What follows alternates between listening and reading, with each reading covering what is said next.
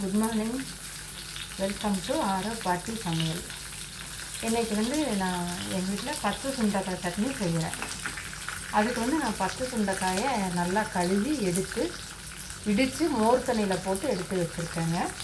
இப்போ 2 ஸ்பூன் தேங்காய் எண்ணெய் ஊற்றி அதில் கொஞ்சம் கருவேப்பிலை, கொஞ்சம் இவ்வளோ கடலைப்பருப்பு, இவ்வளோ வெள்ளை பருப்பு போட்டு 3 வரமிளகாயும் ஒரு 10 சின்ன வெங்காயம், பூண்டு எல்லாம் போட்டு வணக்கியிருக்கேங்க.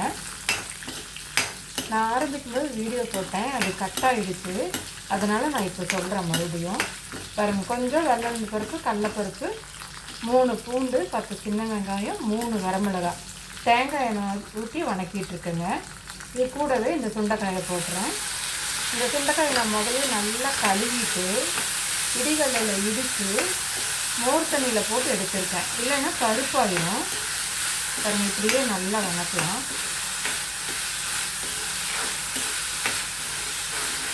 நான் ஆரம்பிக்கும் போது வீடியோ போட்டிருந்தேன், அது கட் ஆகிடுச்சு.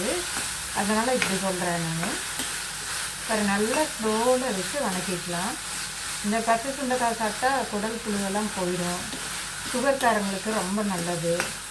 பொதுவாக உடம்புக்கு ரொம்ப நல்லதுங்க. இது குழந்தைகளுக்கு இது க்ரீன் சட்னின்னு சொல்லி கொடுத்துடலாம். இது கூட நிறைய கருவேப்பிலை போட்டுட்டோம்னா நல்லா க்ரீன் சட்னி மாதிரியே இருக்கும். அப்படி சொல்லி கொடுத்து சாப்பிட வச்சிடலாம். கசப்பே தெரியாது. இது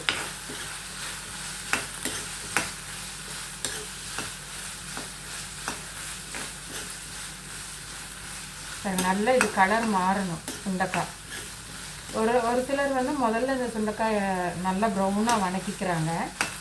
நம்ம அதை விட இப்படி செஞ்சாலும் நல்லா தான் இருக்குங்க. நான் எப்பவுமே இப்படி தான் செய்வேன்.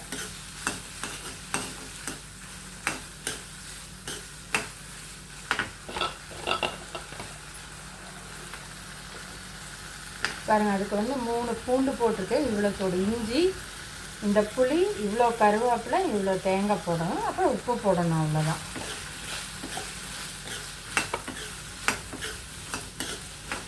தக்காளி போட வேண்டியதில்லை, வெங்காயம் பூண்டும் போட்டால் போதும்.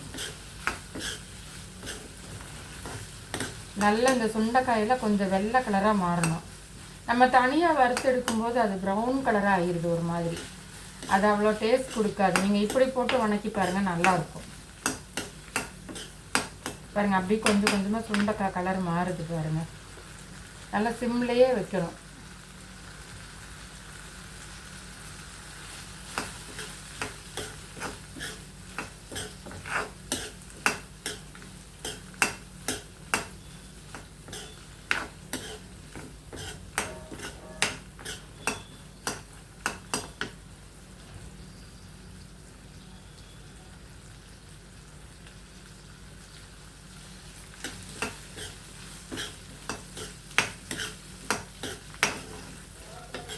பொறுமையாக வணக்கணும்.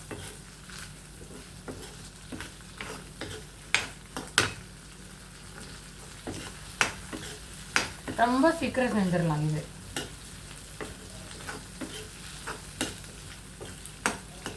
சாப்பாடுக்கு, இட்லி, தோசைக்கு எல்லாமே நல்லாயிருக்கும். பொதுவாக மத்தியானம் சாப்பாட்டுக்கு நம்ம சாப்பாட்டில் போட்டு பிசைஞ்சு சாப்பிட்டோம்னா நல்லாயிருக்கும். தெரியுதுங்களா சுண்டைக்காய் எப்படி கலர் மாதிரி இருக்குதுன்னு பாருங்கள். அப்படியே வெள்ளையாக இருக்கும். நம்ம தனியாக வணக்கும்போது பார்த்திங்கன்னா அந்த விதையெல்லாம் ஒரு ப்ரௌன் கலர் ஆகிடும். இப்படி வணக்கும்போது அந்த கருகின மாதிரி ஆகாது. பாருங்க, கலர் மாதிரி வரணும் வெண்டைக்காய்.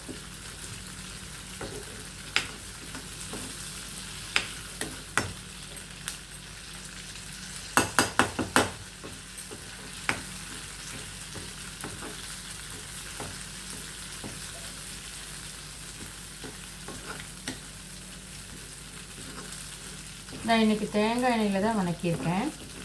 நல்லெண்ணெயும் ஊற்றுவேன், தேங்காய் எண்ணெயும் ஊற்றுவேன். எது வேணாலும் ஊற்றிக்கலாம். உங்களுக்கு ஆயில் வேணுனாலும் ஊற்றிக்கலாம்.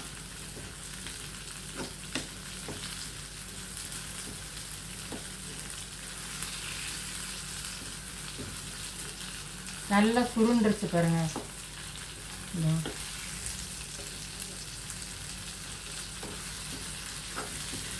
இந்த பருப்பு மணம், வெங்காய மணம் எல்லாம் சேர்ந்து கம கம கமன்னு வாசம் வருது பாருங்க. அது தேங்காய் எண்ணெயோட வணக்கும்போது நல்ல வாசம்.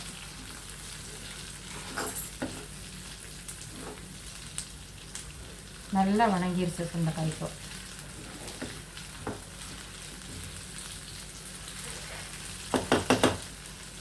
சரிங்களா, நல்லா நம்ம எண்ணெய் கத்திரிக்காய் குழம்புக்கு கத்திரிக்காய் எப்படி வணக்குறோம் அந்த மாதிரி எண்ணெயிலே நல்லா வணங்கிடுச்சு பாருங்கள்.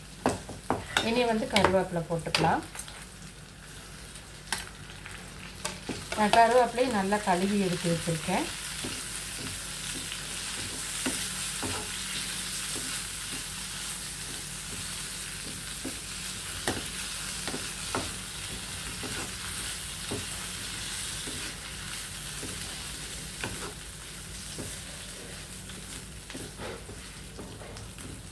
அவ்வளோதாங்க. இது ஆறட்டும், நம்ம அரைச்சிக்கலாம். அரைச்சிட்டு காமிக்கிறேன் பாருங்கள். பச்சை சுண்டைக்காய் சட்னி ரெடி ஆயிடுச்சு. வாங்க சாப்பிட்லாம். நீங்களும் இது மாதிரி செஞ்சு சாப்பிட்டு பார்த்துட்டு எனக்கு கமெண்ட் பண்ணுங்கள், லைக் பண்ணுங்கள், ஷேர் பண்ணுங்கள். தேங்க்யூ.